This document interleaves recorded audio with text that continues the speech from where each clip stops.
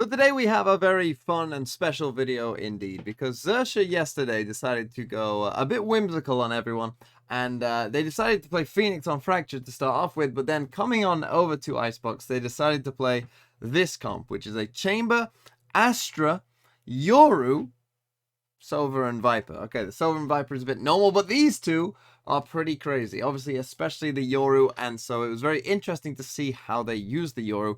And it started off straight away, and let's just dive straight into it. On the pistol round, they are attacking, and Xset are defending here. And what's going to happen is we're going to get an early recall start here from the Astra, and these two players, the Chamber and Astra, are going to get pretty pushed up, as you can see, in towards A.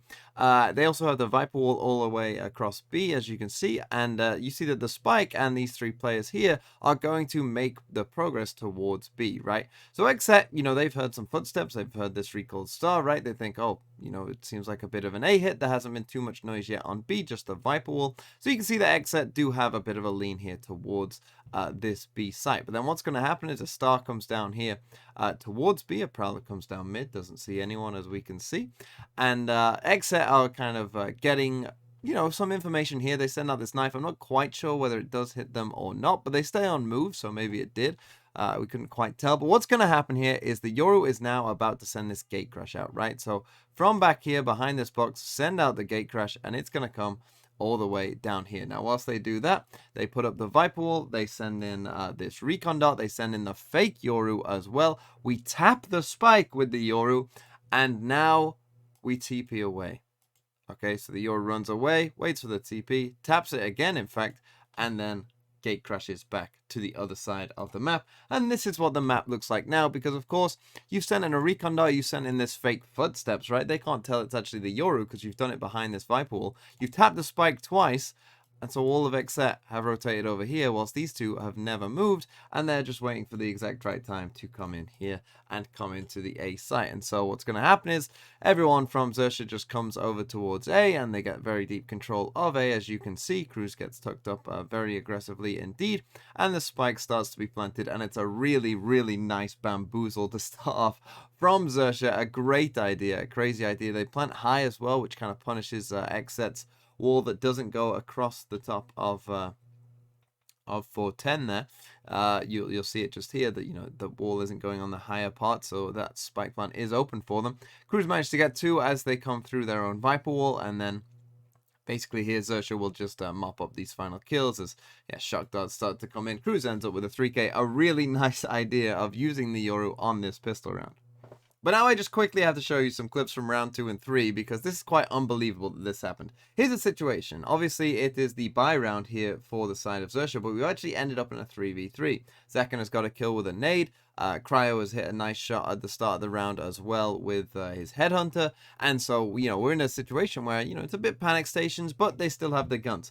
But Cryo has managed to walk around and come on the flank, and Xerxia are absolutely none the wiser. Okay, so you see the Yoru comes to check it, but the timing is perfect here for the side of Xset, and Cryo here, as you can see, is just sitting here. And this happened in the first game as well. You might see the clip of where Foxy on the Phoenix waits for 40 seconds or something stupid. And as you see, Cryo is just waiting, and he's waiting, and he's waiting. And you're thinking, oh, he's going to get this kill. But instead of getting that kill, he decides to try and find another one, gets a bit greedy. Scary is then watching for it, of course, because now, of course, as the Yoru is planting the spike here, right, someone could come on the flank at this point. So Scary comes back and watches it and actually sees that Cryo is there, and he doesn't get the kill. And that ultimately probably cost them a round, because Zekan gets that kill as well. Scary is extremely low. Foxy's going to end up winning the round here for Xerxia, but had, they killed Foxy there, who was planting the spike, it was a free kill, they probably would have won that round, except, but Cryo perhaps just getting a bit too greedy. But what's amazing is it happened again in the very next round, where on the bonus now, Xerxia are going to come towards this A site, as you can see. They're going to get delayed by a raise nade that comes in just here. But what you'll see, if we just go to the map quickly, is that there's a gate crash all the way across here, right? That's been sent through mid. It's come all the way down here. It's come like this. And we've ended up in this back corner for Xerxia. And, well, Foxy goes to the other side of the map. And no one is aware. No one heard it. And he sees Cryo. And he has a free kill on Cryo. And so now, again, it's the same thing. He's looking for that second kill, that extra free kill that he might get. But Cryo, for whatever reason, turns around at that moment and kills him. And that happened. I cannot believe that happened back to back. It was absolutely insane. I mean, this game was just incredible. The fact that this kept happening. And it was a wild start to a game with a Yoru as well, of course. And so now let's come to round number 7. I know this is a round that one person in particular is very happy with, because we're going to get the Viper's pick coming in just there. And what's going to happen is, to start off, we're actually going to see Cryo walking down the little tube there, and he's going to actually manage to pick off Scary with his ult with a bit of a wide swing, and we have the Viper's Pit. And what's going to happen is we're going to get the Yoru ult coming in through the Viper's Pit, and he's going to search for the Viper here, is Foxy, because what he's going to do is he's going to find where Aaron is. He's going to just tell his teammates to shoot on his body, because, you know, they can see where their teammate is, and so standing right behind him, he just shoots exactly where the Yoru is and manages to get a free kill there on the Viper. I know Lothar will be extremely happy, because he kind of, you know, had that viral clip that told exactly that, right, where you do just that.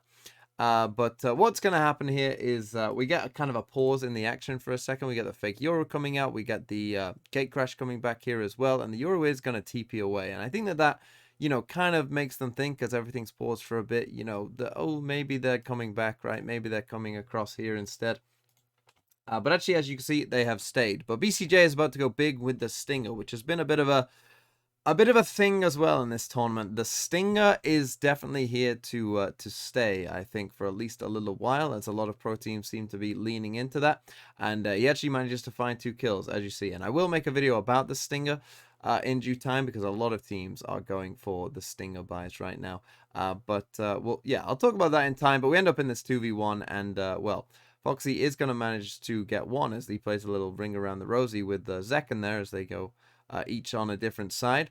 Cryo fires a shot, but that's to allow Zekken to come around the other way. He actually does manage to find Zekken just there, but now on the retreat, he's going to send out a gate crash and try and fake out Cryo here, that he might have gone elsewhere. And he does fake it there. Cryo takes a quick look back, but he realizes it's a fake, and then with the Stinger, knowing he's on low health, he manages to win the round for Xset. But now let's come to the very next round, round number 8, because Xset, if you watch my, you know, commentary on them of what happened to them in Copenhagen, they were extremely bad at this, and they lost a lot of situations like this, like 3v5s, where they just make really aggressive decisions for seemingly no reason. In this instance, Zekken is going to be aggressive here and find the first kill just there, and he manages to get out. Really well done, right? You know, just get that kill, moves out, really good. We end up in a good situation here for Xset. Cryo's still in this pretty pushed up position, but again, he kind of realizes, you know, hey, we're in a 5v4. Let's not, you know, do anything stupid. Let's, you know, take the TP. I don't want to die here. You know, we're in a good situation. We should be able to win this round. And so, you know, they're feeling pretty good, and everything's gone right at this point. And they're even going to find the next kill as well here, Xset, as Sushi Boys is going to round this corner, and Zekken is going to manage to find him as well. So we end up in a 5v3, right? And at this point, 5v3, you know, they're not being traded at this point. Zekken is safe. We're good. Everything should be rosy from this point on, but for whatever reason, they continue to get aggressive, and you'll see that just this one mistake is going to cost them everything here, because what's going to happen is they are going to get aggressive. They're going to try and find this kill, and again, it's just thinking about it logically, right? If they plant the spike, you know, and you know that they're kind of, at least 2 of them are towards the site, or, you know, like they're on that half of the map, right? You're in a 5v3. You're in a 5v3, you should trade out those kills, you should be fine if you let them plant the spike.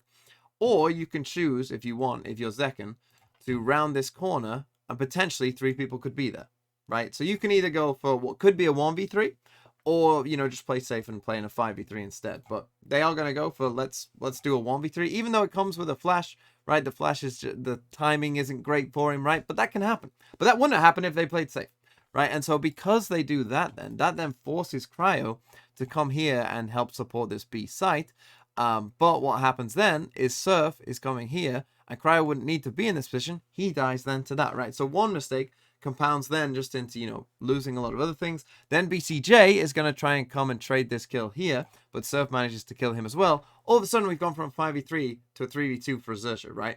And they trade that kill as well there on Def, and we end in a 2v1. And this shouldn't have been a losable round, but just that one decision kind of cost them. Aaron does manage to get the kill, but well played by Cruz instead of planting the spike there. He comes and trades the kill very well, and Xerxia win the round. Well, let's forget that boring stuff. Let's come back to the Yoru and round number 16, because what's going to happen here is quite interesting. We're going to start off with a bit of a mid push here, actually, from the side of Xerxia. They're now on the defending side, and they're going to send a gate crash. Well, I mean, just take a look at where this gate crash is. It's very, very deep indeed. And, well, let's just take a look at what happens, because it's pretty funny, because he actually does do that gate crash, sends one back the other way to allow himself to get out as well, and obviously Xset, they didn't hear it, they have absolutely no idea, and we ended up in this situation again, where, you know, someone has just a free kill on people. He eventually sees Def's head, as you can see there, and eventually starts walking behind him, and this one actually does go right, as he manages to find the second kill, gets out, and gets the 2 kills and TPs away. Every Yoru's dream here, to do that. But then what's going to happen is they're actually going to, you know, make a bit of a way back in here, Xset, as Cruz, again, kind of makes the same mistake, right? That you're in a 5v3. There's no real reason to... I guess he didn't fully know that, you know, Zekhan would be this far pushed up just on his own. And so maybe thought, you know, he could just cross there. But you know, he gets punished for that, but then they will manage to find these kills as Xset. Now, they're still in a 4v3, right? They still kind of need to find this next kill. Surf finds it on Cryo there, and so we end up in this situation where it's not a great situation, as they both see where Zekhan is there, and eventually Foxy will kill them there as well, and we end up in a 4v1, and Sushi Boys is just going to come through the top of Nest and finish it off for Xerxia, obviously with the nice Yoru TP. But unfortunately for all you Whimsy lovers out there, Xset would manage to actually win this map and not the Yoru. And let's just show one of the rounds where, you know, they played pretty well here, Xset, because they did play better than they did in Copenhagen overall, I think.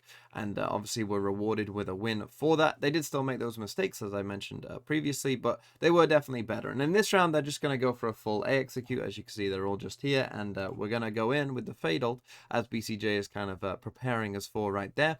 So in goes the Fatal. Just there, in comes a KO knife as well to suppress the chamber. You see a really nice flash comes in, a nade comes in as well. You can see that Surf here is in a terrible, terrible position. And we get, anytime you're getting multiple people getting assists, that's normally a pretty good thing. And that is the case. Cruz does manage to trade it out, and then the Viper Wall goes up at just the right time to allow him to escape.